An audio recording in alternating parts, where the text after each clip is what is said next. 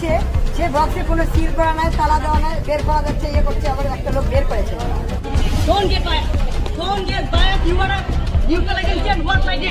বালুরঘাটের ললিত মোহন আদর্শ উচ্চ বিদ্যালয়ে পোস্টাল ব্যালট ভোটে চরম বিশৃঙ্খলা। ভোট গ্রহণ প্রক্রিয়া শুরু হতেই কেন্দ্রের ভেতরে তুমুল উত্তেজনা ছড়ায়।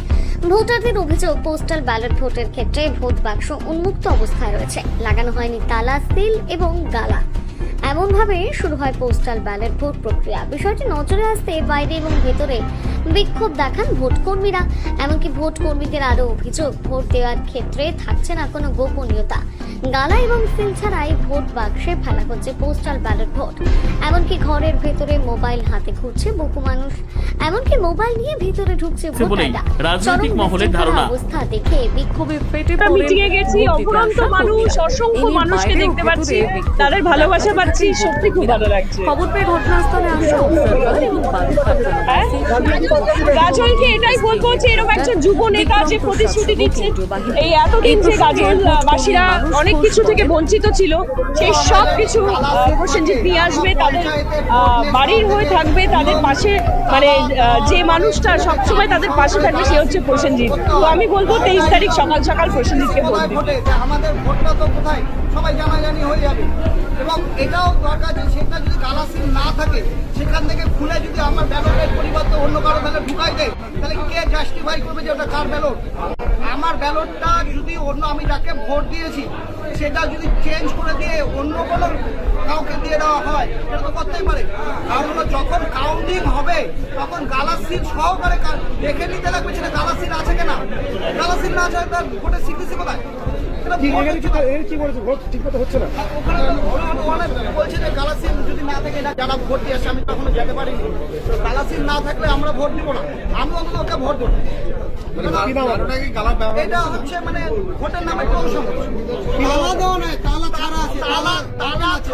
তালার পরে নিয়ম, যেটা তালার পরে চাবিটা সহকারে মার্কিং দিয়ে মুড়াই দিয়ে গালা সিল করতে হবে। যখন কাউন্টিং হবে তখন ওই গালা সিল অনুসারে দেখাতে হবে যে ইট ইজ সিল, এটা সিল করা আছে। এদিকে খবর পেয়ে ঘটনাস্থলে আসে বিজেপি প্রার্থী বিদ্যুৎ কুমার রায়, বিজেপি জেলা সাধারণ সম্পাদক বাপি সরকার সহ অন্যান্যরা।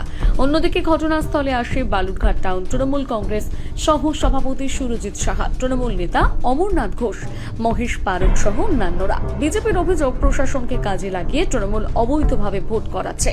এ বিষয়ে জেলা বিজেপির সাধারণ সম্পাদক বাপি সরকার জানান, বালুরঘাটের শান্ত পরিবেশ, বিগত দুটো ভোট হয়েছে, 2024 সালেও ভোট হয়েছে, এরকম পরিবেশ নেই। 2018 সালের পুনরাবৃত্তি করাতে চাইছে যিনি এখানকার বিধানসভার ক্যান্ডিডেট হয়েছে। তাই আমরা নির্বাচন কমিশনারের অবগত নিয়ে এসেছি বিষয়টা, যে 2018 পঞ্চায়েতে যে ঘটনা ঘটেছে সেই রকম ঘটনা যাতে না ঘটে, এবং যারা ভোট নিয়েছিলেন বাক্স সিল না করে তাদের বিরুদ্ধে উপযুক্ত ব্যবস্থা নিতে হবে, তাদেরকে শোকজ করতে হবে।